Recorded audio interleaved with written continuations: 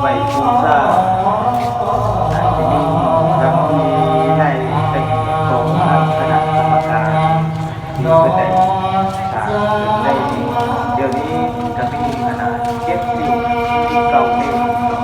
หลายขนาดเข้าในว่าบูชาเอาไปจำนำเป็นปีที่ได้ตัวเวลาผ่านไปเวลาเดี๋ยวหมายความว่าคนคนใดคิดสิ่งอื่นต้องมาเป็นสิ่งอื่นแต่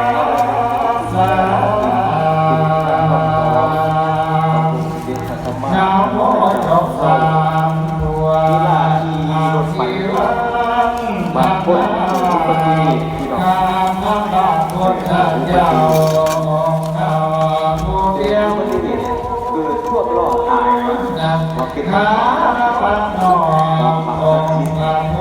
ทัมโรในวัดสถานที่นั่งสูงสิ่งที่แปลกที่ฉันต้องแน่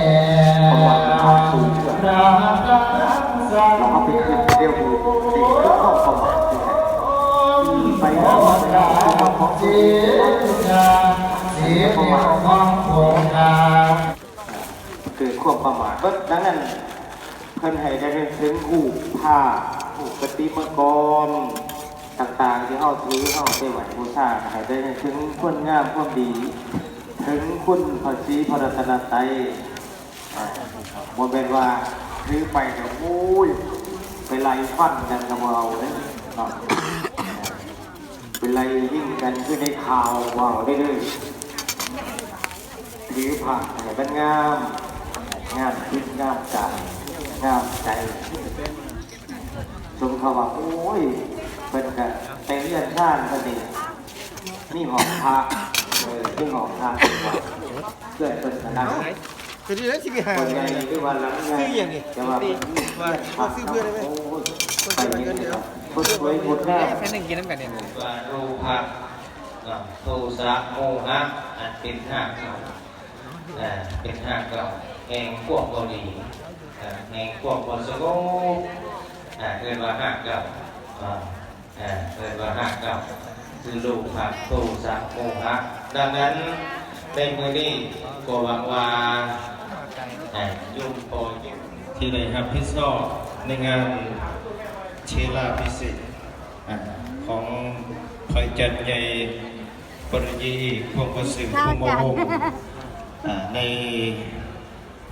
ผ่านไปทั้งภาคเศร้าจนมาหอดไก่ซีเจเป็นภาคไก่ซีเจดังนั้นพวกเขาได้ความคิดความใจเกิดเพราะยังเสียนะเป็นภาคส่วนเดียวภาคการภาษาบารมีท่านผู้ใดอยากเห็นภาพงามอยากได้ภาพงามแชร์ไปแล้วทางวัดดงตื้อเพจของวัดดงตื้อมหาวิหารกับภาพงามเพจของสตรีมาปัญญาเกิดแล้วแต่ว่าภาพลงไปนั้นก็ได้ภาพงามเป็นภาพมุมสูงหลายๆตอนนี้แชร์ไปแต่ละวันเราจะเก็บภาพมาร่วมกันไปเรียกว่าบุรุษเทินได้ออกยกอันนี้มนต์อาจารย์กันหน่อยมนต์ได้มาก่อน3 นาทีเลยก็จะได้มนต์อาจารย์พระขาวเป็นลงแสดงในประเทศในศาสนายิ่งยาวไปจนถึง3 โมงกันเลยโดยนิมนต์อาจารย์ปอบุญจันทร์เพราะว่าตอนเช้าก็มีจิตต่ออาจารย์ใหญ่มันจะเป็นองค์แสดงธรรมในภาคบ่ายในมื้อนี้ตอนนี้เขาอยู่นำกันมาจนเหลือเวลาคณะกรรมการเขาได้มนต์แจ้งผู้บาอาจารย์ไม่ได้กันไหนในสุดที่6กันไหนสุดที่6สุดท้ายโอ้ยิงงานเราแสดงเราแจ้งเนาะ